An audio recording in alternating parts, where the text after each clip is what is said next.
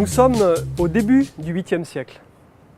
Une petite église vient de se dresser au sommet de la colline du Mont-Tombe.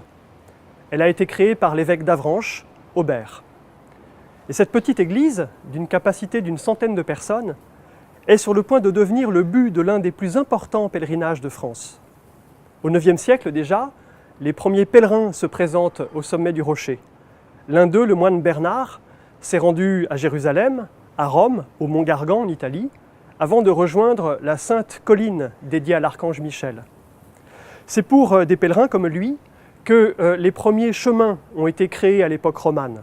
On les voit apparaître dès la première moitié du XIe siècle, et ces chemins vont rapidement porter le nom de chemin montais ou de route du paradis.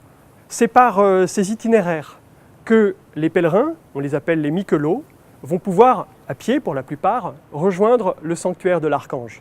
Et donc au terme d'une longue route à pied, ces pèlerins vont pouvoir enfin se présenter devant la baie pour la traverser à marée basse. C'était pour eux un épisode particulièrement périlleux. D'ailleurs, on dit encore dans la région, si tu vas au mont, fais ton testament. Les pèlerins, au moment de la traversée, risquaient de s'enliser.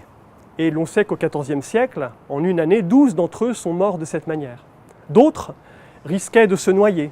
Et puis l'orage et la brume représentaient encore d'autres risques pour eux. C'est donc au terme de ce parcours initiatique et de toutes ces embûches que les pèlerins se présentaient au pied du village.